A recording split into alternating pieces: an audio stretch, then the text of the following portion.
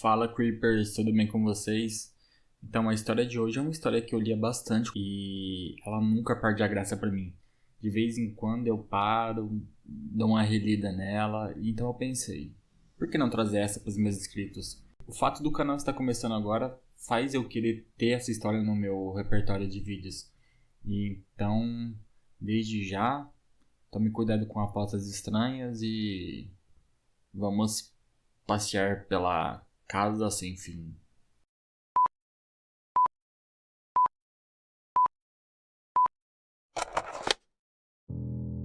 Deixe-me começar dizendo que Peter Terry era viciado em heroína.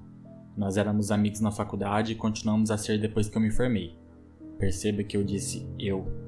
Ele abandonou o curso depois de 2 anos, quase não conseguindo se manter. Depois que saí dos dormitórios e me mudei para um pequeno apartamento, não vi muito Peter. Conversávamos online de vez em quando. Na época o que reinava era o Facebook. Houve um período em que ele ficou offline por cerca de 5 semanas seguidas. Eu não estava preocupado.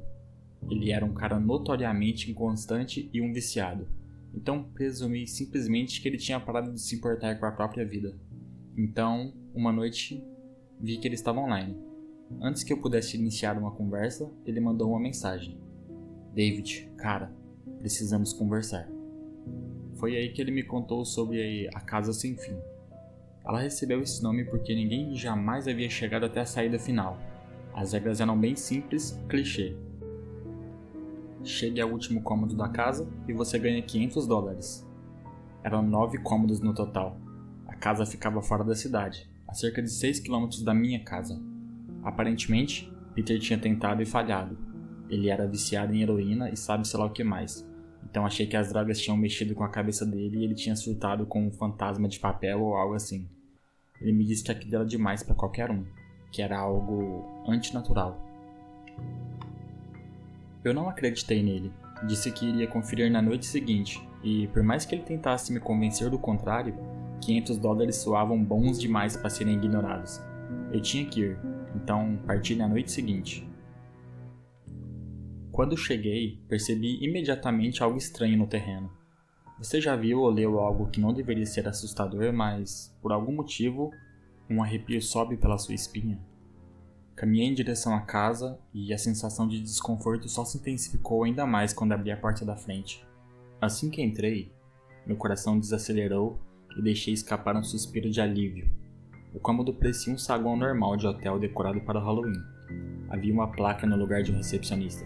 Nela estava escrito: Sala 1 por aqui, mais 8 depois. Alcance o fim e você vence. Eu ri baixinho e segui para a primeira porta. A primeira área era muito infantil. Era como se fosse uma decoração de Halloween de festa de criança, com fantasmas de lençol e zumbis animatrônicos que soltavam um rosnado estático quando você passava.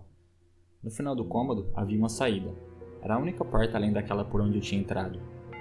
Afastei as teias de aranha falsas e segui para o segundo cômodo. Quando abri a porta da sala 2, fui recebido por uma névoa. A sala definitivamente tinha um nível tecnológico maior. Havia uma máquina de fumaça e alguns morcegos pendurados no teto que giravam em círculos. Assustador. Parecia ter uma trilha sonora de Halloween que você encontraria em uma loja de $1 tocando em algum lugar. Não vi nenhum aparelho de som, então imaginei que deviam ter usado um sistema de PA. Passei por alguns ratos de brinquedo com rodas e atravessei o local de peito estufado em direção à próxima área. Quando alcancei a maçaneta, meu coração afundou. Não sei porquê, mas eu não queria abrir aquela porta. Uma sensação de pavor me atingiu tão forte que mal consegui pensar. A lógica me dominou depois de alguns segundos aterrorizantes e eu sacudi aquele sentimento antes de entrar no próximo cômodo. A sala 3 foi quando as coisas começaram a mudar. À primeira vista, parecia um cômodo normal. Havia uma cadeira no meio do piso de madeira. Uma única lâmpada no canto iluminava muito mal o ambiente, projetando algumas sombras no chão e nas paredes. Esse era o problema, sombras, no plural. Com exceção da sombra da cadeira, havia outras. Mal havia dado 2 passos para dentro e já estava apavorado. Naquele momento, soube que havia algo errado. Sem nem pensar, tentei abrir automaticamente a porta por onde tinha entrado, mas estava trancada. Aquilo me abalou. Alguém estava trancando as portas à medida que eu avançava? Impossível, eu teria ouvido. Seria uma fechadura mecânica que travava automaticamente? Talvez. Mas eu estava assustado demais para pensar nisso. Quando me virei para o cômodo novamente, as sombras tinham sumido. A sombra da cadeira permanecia, mas as outras não estavam mais lá. Comecei a andar devagar. Eu costumava ter alucinações quando era criança, então atribuí aquilo à minha imaginação. Fiquei um pouco mais tranquilo quando cheguei à metade do cômodo. Olhei para baixo enquanto caminhava e foi quando percebi. Ou melhor, não percebi. A minha sombra não estava lá. Não tive tempo de gritar. Corri o mais rápido que pude até a outra porta e me joguei para dentro sem nem pensar. A sala 4 foi, possivelmente, a mais perturbadora. Quando fechei a porta, toda a luz pareceu ser sugada e devolvida ao cômodo anterior. Fiquei ali, cercado pela escuridão, incapaz de me envolver. Eu não tenho medo do escuro. Nunca tive. Mas estava absolutamente aterrorizado. Toda a visão tinha desaparecido. Coloquei a mão na frente do rosto e, se não soubesse o que estava fazendo, jamais diria que estava lá. A palavra escuridão nem chega perto de descrever aquilo. E o silêncio. Quando você está em uma sala à prova de som, ainda consegue ouvir sua própria respiração. Consegue ouvir que está vivo. Eu não conseguia. Comecei a andar tropeçando depois de alguns instantes.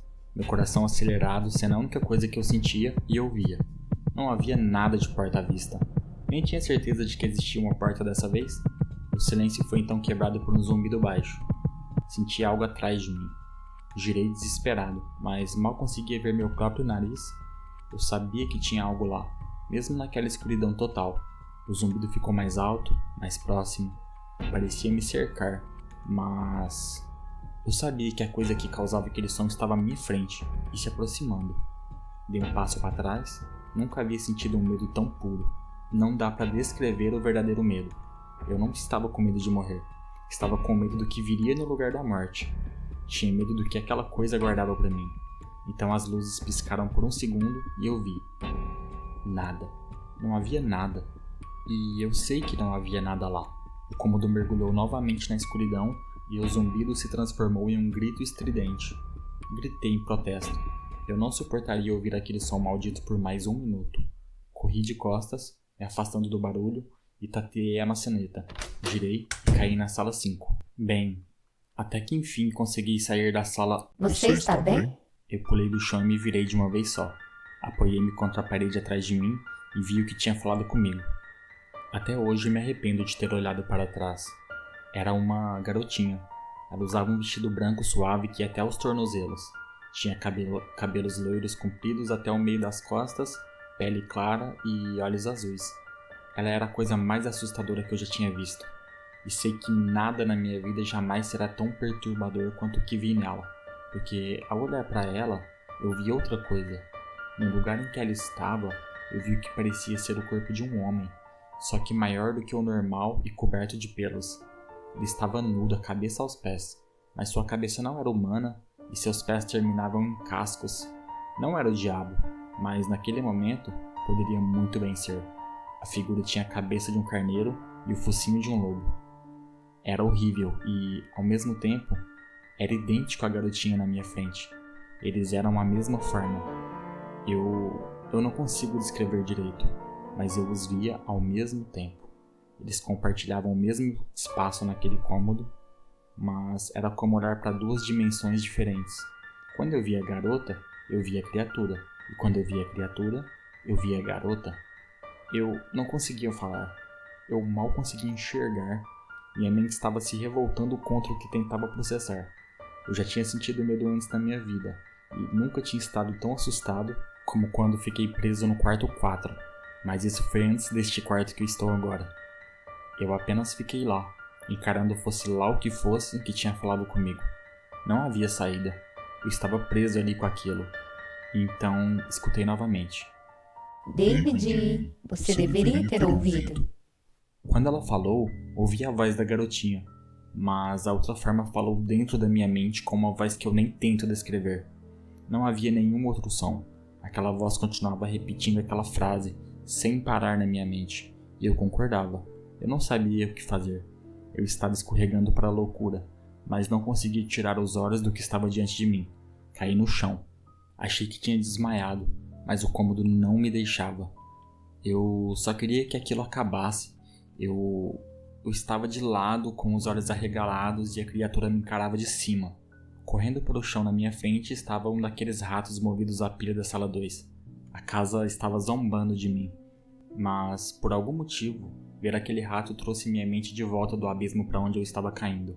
E comecei a olhar em volta. Eu ia sair dali. Estava determinado a sair daquela casa, continuar vivo e nunca mais pensar nesse lugar. Eu sabia que aquele cômodo era o inferno. E eu não estava pronto para morar nele. No início, só meus olhos se mexiam. Vasculhei as paredes procurando qualquer tipo de abertura. O cômodo não era tão grande, então não demorou muito para memorizar todo o layout.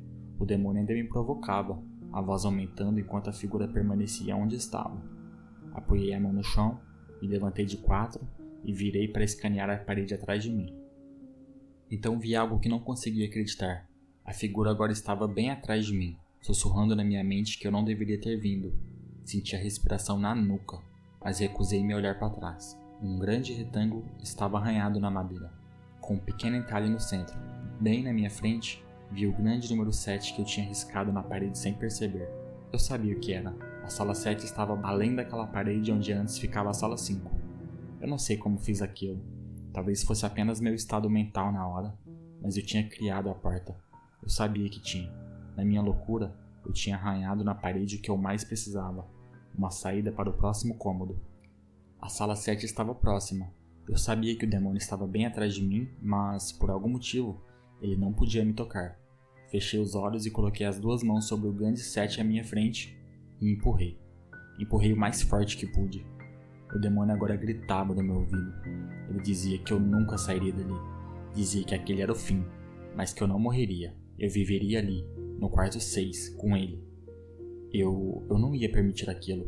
Eu empurrei mais forte e gritei o mais alto que pude. Eu sabia que, eventualmente, eu ia atravessar aquela parede. Fechei os olhos com força e gritei. E então o demônio desapareceu. Fui deixado em silêncio. Virei lentamente e fui recebido pelo cômodo como estava quando entrei. Apenas uma cadeira e uma lâmpada. Eu não conseguia acreditar, mas não tinha tempo para pensar. Virei de volta para o número 7 e recuei um pouco. O que vi foi uma porta. Não era aquela que eu tinha arriscado, mas uma porta normal, com um grande 7 nela. Meu corpo inteiro tremia. Demorei um pouco para girar a maçaneta. Fiquei lá parado por um tempo, encarando a porta. Eu não podia ficar na sala 6. Não podia. Mas se aquilo era apenas a sala 6, eu não podia imaginar o que a 7 aguardava. Acho que fiquei parado por 1 hora, apenas olhando para o 7. Finalmente, com um suspiro profundo, girei a maçaneta e abri a porta para a sala 7.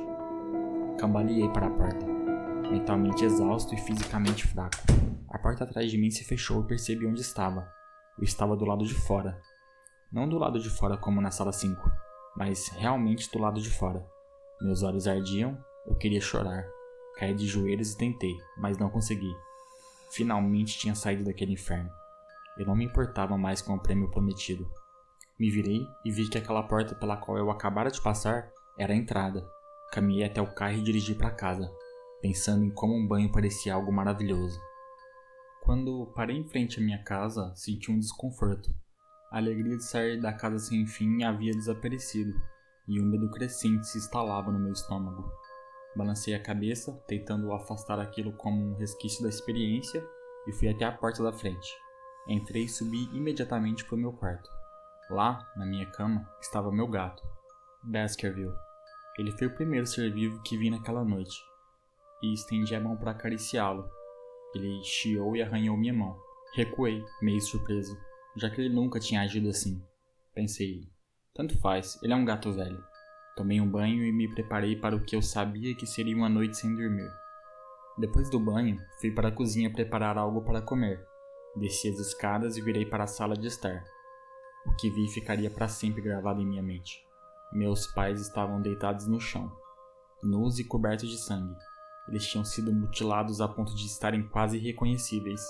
Seus membros estavam removidos e colocados ao lado de seus corpos, e suas cabeças repousavam sobre seus peitos, viradas para mim. A parte mais perturbadora eram suas expressões. Eles sorriam, como se estivessem felizes em me ver. Vomitei e chorei ali mesmo na sala. Eu não sabia o que tinha acontecido. Eles nem moravam mais comigo naquela época. Eu estava um caco. Então eu vi uma porta que nunca estivera ali antes. Uma porta com um grande número 8 escrito com sangue. Droga. Eu ainda estava na casa. Eu estava na minha sala, mas aquilo não era realmente a minha sala. Era a sala 7. Os rostos dos meus pais sorriram ainda mais quando eu percebi isso. Eles não eram meus pais verdadeiros. Não podiam ser, mas pareciam exatamente com eles. A porta marcada com um 8 estava do outro lado da sala, atrás dos corpos mutilados à minha frente. Eu sabia que tinha que continuar, mas naquele momento eu desisti. Os rostos sorridentes dilaceravam minha mente, me paralisaram onde eu estava. Vomitei de novo e quase desmaiei. Então o zumbido voltou. Era mais alto do que nunca e preenchia a casa, fazendo as paredes tremerem. O zumbido me obrigava a andar. Comecei a caminhar lentamente, me aproximando da porta e dos corpos. Eu mal conseguia ficar de pé, muito menos andar. E quanto mais me aproximava dos meus pais, mais perto eu ficava de desistir da vida. As paredes agora tremiam tanto que pareciam que iam desmoronar, mas ainda assim, os rostos sorriam para mim. À medida que eu me aproximava, seus olhos me seguiam. Agora eu estava entre os dois corpos, a poucos metros da porta. As mãos decepadas começaram a se arrastar pelo carpete em minha direção, enquanto os rostos continuavam me encarando. Um novo tipo de terror me dominou, e comecei a andar ainda mais rápido. Eu não queria ouvi-los falar. Eu não queria que aquelas vozes soassem como as de meus pais. Eles começaram a abrir a boca e as mãos estavam a centímetros dos meus pés. Num ímpeto desesperado, corri em direção à porta, abri e bati com força atrás de mim. Pronto, sala 8. Eu estava quebrado. Depois do que acabara de passar, sabia que não havia mais nada que aquela maldita casa pudesse me mostrar que eu não pudesse suportar. Nada, exceto o próprio fogo do inferno, poderia me afetar mais. O problema é que eu subestimei as habilidades da Casa Sem Fim. Infelizmente, as coisas conseguiram ficar mais perturbadoras, mais assustadoras e mais indescritíveis na Sala 8. Eu ainda tenho dificuldade em acreditar no que vi na Sala 8. Novamente, o cômodo era uma cópia da Sala 3 e 6, mas sentado na cadeira, que normalmente ficava vazia, havia um homem. Depois de alguns segundos de descrença, minha mente finalmente aceitou o fato. O homem sentado na cadeira era eu. Não alguém parecido comigo. Era eu, David Williams. Caminhei mais perto. Eu precisava ver melhor, mesmo tendo certeza do que estava vendo. Então ele levantou o olhar e percebi lágrimas em seus olhos. Por favor, não faça isso. Por favor, não me machuque. O quê? Eu perguntei. Quem é você? Eu não vou te machucar. Vai sim, eu sei que vai. Ele agora chorava convulsivamente. Você vai me machucar e eu não quero que faça isso. Ele estava sentado na cadeira com as pernas encolhidas, balançando para frente e para trás. Era uma visão patética, principalmente porque ele era eu, idêntico em todos os detalhes. Ouça, quem é você? Eu estava agora a poucos metros do meu sósia. Era a experiência mais estranha até então. Ficar ali conversando comigo mesmo. Eu não estava com medo, ainda. Por que você está... Você vai me machucar. Você vai me machucar. Se quiser sair daqui, você vai me machucar. Por que você está dizendo isso? Apenas se acalme, tudo bem? Vamos tentar descobrir... E então eu vi. O David sentado usava as mesmas roupas que eu, exceto por um pequeno patch vermelho no peito, bordado com o número 9. Você vai me machucar. Você vai me machucar. Por favor, não faça isso. Eu sei que você vai me machucar. Meus olhos não se afastaram daquele pequeno número no peito dele. Eu sabia exatamente o que era. As primeiras portas eram simples, mas depois ficaram mais ambíguas. O 7 foi arranhado na parede pelas minhas próprias mãos. O 8 estava marcado com sangue, acima dos corpos dos meus pais. Mas o 9, esse número estava em uma pessoa viva. Pior ainda, era uma pessoa que parecia exatamente comigo. David? Eu precisei perguntar. Sim, você vai me machucar, você vai me machucar. Ele continuava chorando, dizendo a mesma coisa enquanto eu balançava o corpo. Ele respondia por David, então ele era eu. Até a voz era idêntica, mas aquele 9... Andei em círculo por alguns minutos enquanto ele chorava na cadeira. O cômodo não tinha porta, e assim como na sala 6, a porta pela qual eu entrei tinha desaparecido. Por algum motivo, Eu sabia que arranhar nas paredes não funcionaria desta vez. Examinei o chão e as paredes ao redor da cadeira. Enfiei a cabeça por baixo para ver se havia algo ali. Infelizmente, havia. Abaixo da cadeira estava uma faca. Preso a ela, um bilhete. Para David, da administração. A sensação no meu estômago ao ler aquilo era algo maligno. Quis vomitar, e a última coisa que queria tirar era aquela faca debaixo da cadeira. O outro David ainda chorava sem parar. Minha mente estava um caos de perguntas sem respostas. Quem colocou aquilo ali e como sabiam meu nome? Sem falar no fato de que, enquanto eu me ajoelhava no chão frio, eu também estava sentado naquela cadeira, implorando para não ser ferido por mim mesmo. Era demais para processar. A casa estava brincando comigo o tempo todo. Por algum motivo, meus pensamentos foram para Peter e se ele tinha chegado tão longe. Se sim, se ele encontrou um Peter Terry chorando nessa mesma cadeira, balançando para frente e para trás, esqueci esses pensamentos, eles não importavam. Peguei a faca debaixo da cadeira e imediatamente o outro David se calou. Ficou em completo silêncio. David, o que você acha que vai fazer? Ele disse com a minha voz. Levantei-me do chão, apertando a faca na mão. Eu vou sair daqui. David ainda estava sentado na cadeira, mas agora estava muito calmo.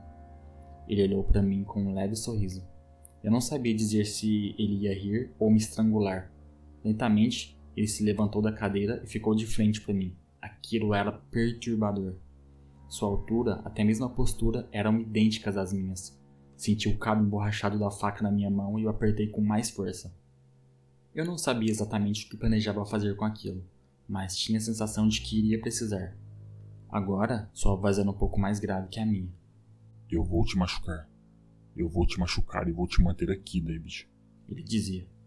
Eu não respondi, apenas me lancei contra ele. Derrubando no chão, montei sobre seu corpo e olhei para baixo, a faca pronta para o golpe. Ele olhou para mim apavorado. Era como se eu estivesse olhando para um espelho. E então o zumbido voltou, baixo e distante, mas eu ainda o sentia profundo dentro do meu corpo. David me olhava enquanto eu olhava para mim mesmo. O zumbido ficava mais alto e senti algo dentro de mim se partir. Num único movimento, enfiei a faca no pet vermelho do peito dele e rasguei para baixo. A escuridão tomou conta do cômodo e eu comecei a cair. A escuridão ao meu redor era diferente de tudo que eu havia experimentado até aquele momento. A sala 4 era escura, mas não chegava nem perto do que agora me envolvia completamente. Depois de um tempo, eu nem tinha certeza se ainda estava caindo. Eu me sentia sem peso, coberto por uma escuridão absoluta. Então, uma tristeza profunda tomou conta de mim. Eu me sentia perdido, deprimido, meio suicida. A imagem dos meus pais apareceu na minha mente. Eu sabia que não era real, mas eu tinha visto, e a mente tem dificuldades em diferenciar o que é real do que não é. A tristeza só se aprofundava. Eu estava na sala 9 pelo que pareciam dias. A sala final. E era exatamente isso, o fim. A casa sem fim tinha um fim, e eu havia chegado até ele. Naquele momento eu desisti. Eu sabia que ficaria naquele estado intermediário para sempre, acompanhado por nada além da escuridão. Nem mesmo o zumbido estava ali para manter minha sanidade. Eu havia perdido todos os sentidos, não sentia meu corpo, não ouvia nada, a visão era completamente inútil naquela escuridão. Busquei algum gosto na boca, mas não encontrei nada. Eu me sentia sem corpo, completamente perdido. Eu sabia onde estava. Aquilo era o inferno. A sala 9 era o inferno. Então aconteceu. Uma luz, daquelas que aparecem no fim do túnel. Senti o chão se firmar sob meus pés e eu estava de pé. Depois de alguns segundos tentando organizar meus pensamentos e sentidos, comecei a caminhar lentamente em direção àquela luz. À medida que me aproximava, a luz ganhou forma. Era uma fenda vertical ao lado de uma porta sem identificação. Caminhei lentamente através da porta e me vi de volta ao lugar onde tudo começou, o saguão da casa sem fim. Estava exatamente como eu tinha deixado, ainda vazio, ainda decorado com enfeites infantis de Halloween. Depois de tudo que havia acontecido naquela noite, eu ainda estava desconfiado de onde estava. Após alguns momentos de aparente normalidade, olhei ao redor procurando algo diferente. Sobre a mesa havia um envelope branco simples, com meu nome escrito à mão.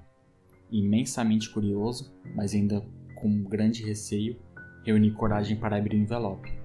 Dentro havia uma carta, também escrita à mão. David Williams, parabéns, você chegou ao fim da casa sem fim. Por favor, aceite esse prêmio como símbolo da sua grande conquista, de sua querida administração. Junto da carta havia 5 notas de $100. Eu não conseguia parar de rir. Ri por horas, ou pelo menos parecia. Eu ri enquanto saía para o carro e ri enquanto dirigia para casa. E quando estacionei na garagem, e quando abri a porta da frente, e quando vi o pequeno número 10 gravado na madeira. É isso, galera. Espero que vocês tenham curtido essa creepypasta. Eu realmente adoro essa creepypasta. E na minha cabeça, ele nunca saiu da porta 1, cara. Pra mim, ele tá na porta 1 desde sempre. Esse negócio de, ele foi pra porta 2, 3, 4, chegou na 9. Ele nunca chegou na 9, gente. A partir do momento que ele entrou na casa, eu acho que ele já tava preso no inferno. Mas se vocês acham que é uma coisa diferente, comenta aí embaixo. Não esquece de mostrar para amigos se você gostou. Dá um likezinho, comenta as próximas histórias que vocês querem ver aqui no canal. E é isso, Creepers. Valeu, falou!